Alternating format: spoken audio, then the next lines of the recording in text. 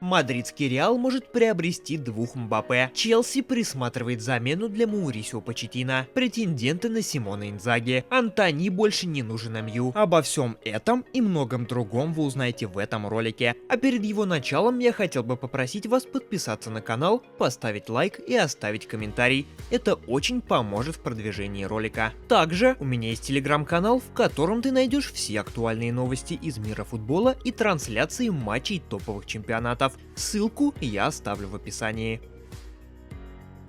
Манчестер Юнайтед летом планирует расстаться с несколькими игроками, чтобы разгрузить свою зарплатную ведомость. Об этом сообщает The Sun. Сообщается, что МЮ планирует не продлевать контракты с рядом игроков, чьи трудовые соглашения истекают в конце этого сезона. В числе таких игроков называется Антони Марсиаль. Кроме того, клуб планирует расстаться с Каземиро, Рафаэлем Вараном, Джейдоном Санчо, Донни Ван де Беком и рядом других игроков, находящихся в арендах, а также не продлевать арендное соглашение или не выкупать Софьяна Амрабата, права на которого принадлежат Фиорентине. В случае, если английский клуб расстанется со всеми игроками, с которыми клуб планирует прекратить сотрудничество, это позволит сэкономить порядка 2,3 миллиона евро в неделю, которые можно потратить на приобретение новых игроков.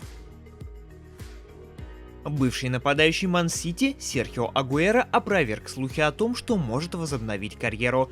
Это абсолютная ложь. Я не собираюсь тренироваться с Индепендьенте, иногда новости додумывают. Да, мне пришло сообщение от моего кардиолога. Мой кардиолог сказал, что у меня все в порядке, что важно, чтобы у меня было хорошее здоровье, но чтобы вернуться к тренировкам на высшем уровне, мне нужно пройти много обследований. Приводит слова Агуэро TYC Sports. Челси начал поиск кандидатов на замену Маурисио Почеттино. По информации Daily Mail, клуб рассматривает возможных кандидатов на пост главного тренера в случае увольнения аргентинского специалиста. Отмечается, что Челси не планирует менять тренера до конца сезона. Однако на данный момент в клубе растут сомнения относительно продолжения сотрудничества с Почеттино. На будущее главного тренера команды может повлиять выступление команды в Кубке Англии, поскольку попадание в Еврокубки через этот турнир выглядит наиболее вероятным. Сообщается, что Челси давно проявляет интерес к главному тренеру Спортинга Рубену Амариму. При этом ожидается, что летом португалец получит предложения от других клубов, некоторые из которых гарантированно будут участвовать в Еврокубках в следующем сезоне. Арсенал проявляет интерес к нападающему Брайтона Эвану Фергюсону, сообщает Football Insider.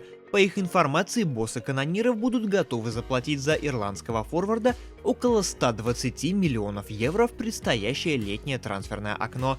Тренерскому штабу лондонского клуба необходим высококлассный форвард. Фергюсон находится в системе Брайтона с 2020 года. В нынешнем сезоне молодой нападающий провел за «Чаек» 31 матч во всех турнирах, в которых отметился 5 голами и 1 голевой передачей. Его контракт с клубом действует до конца июня 2029 года. Также ранее сообщалось об интересе к Фергюсону со стороны Тоттенхэма. Полузащитник Манчестер Сити Кевин Де Брюйне хочет завершить карьеру футболиста в английском клубе. Как сообщает журналист Сэм Ли у себя в соцсетях, бельгиец рассматривает вариант, при котором продлит контракт с горожанами и завершит карьеру в 35 лет. Кевин выступает за Манчестер Сити с 2015 года. За это время бельгиец выиграл с горожанами 17 трофеев, в том числе Лигу чемпионов. В текущем сезоне Де Брюйне провел 11 матчей во всех турнирах, в которых отметился 2 голами и 8 результативными передачами. По информации инсайдера Саши Тавальери, Кевин привлек внимание саудовских клубов. Хавбека считают приоритетным кандидатом на усиление внутреннего первенства в целом. По данным источника, пока Кевину не поступало предложений от клубов из Саудовской Аравии, однако это может случиться уже после завершения Евро 2024 года. Манчестер Юнайтед будет приветствовать предложения других клубов по вингеру Антони в летнее трансферное окно. Ожидается, что грядущим летом сэр Джим Рэдклифф будет сосредоточен на избавлении Юнайтед от балласта. Новый совладелец клуба Солт Траффорд хочет, чтобы нанятые им руководители были беспощадны с игроками, которые не оправдывают ожиданий, но которые имеют огромную зарплату или стоили огромных денег. Manchester Evening News как раз называет Антони в числе тех игроков, которые Юнайтед сделает доступными для трансфера этим летом. 24-летний бразилец совершенно удручающим образом проводит свой второй английский сезон, обосновавшись на скамейке запасных. Летом 22-го Антони был куплен Юнайтед у Аякса за 86 миллионов фунтов. И совершенно очевидно, что красным дьяволам не удастся полностью вернуть свои инвестиции в этого игрока. Младший брат Кильяна Мбаппе может перейти в Реал. Как сообщает NMC Sport со ссылкой на Эль Черенгита, Мбаппе и его семья попросили Реал подписать 17-летнего Этана Мбаппе, и руководство мадридского клуба уже дало согласие на его переход. Мбаппе придет не один. Предварительный контракт был подписан 2 недели назад. Но в последние дни семья сделала предложение Реалу. Это дополнительный вопрос, который не ставит под сомнение. Семья Мбаппе и сам Кильян несколько дней назад попросили Реал также подписать его брата Этана Мбаппе. Реал подумал и в конечном итоге согласился, сказал журналист Эдуардо Инда. Каталонская Барселона и 3 топ-клуба английской премьер-лиги заинтересованы в услугах главного тренера миланского Интера Симоне Инзаги. Об этом сообщает Tuttosport. По их информации, итальянский специалист привлек внимание не только Барселоны, но и Челси, Манчестер Юнайтед и Ливерпуля, который останется без тренера по окончании этого сезона. Симоне Инзаги встал у руля Интера в 2021 году, а его действующий контракт рассчитан до лета 2025 года. Бавария не готова выполнить требования Альфонсо Дэвиса по зарплате. Как передает журналист Кристиан Фальк, канадский защитник просит у Баварии 20 миллионов евро в год по новому контракту. Мюнхенский клуб не готов платить Дэвису такую сумму. Действующее соглашение Альфонсо с Баварией истекает летом 25-го. Ранее сообщалось, что канадец уже устно договорился с Реалом о трансфере в этом или следующем году. Барселона исключила Дани Алвеса из списка легенд клуба. Ранее бывший футболист сборной Бразилии и Барселоны был признан виновным в изнасиловании и приговорен к 4,5 годам тюрьмы. Сторона футболиста обжаловала это решение. В список легенд Барселоны включено 102 игрока, выступавших за клуб в разные периоды с момента основания. В соответствии с презумпцией невиновности, Блауграна лишила Алвеса статуса легенды после официального оглашения приговора, сообщает Диарио Спорт. Лондонский Челси столкнулся с очередными неприятностями. Нападающий Кристофер Нкунку получил еще одну травму, которая стала для него уже 3-й в этом сезоне.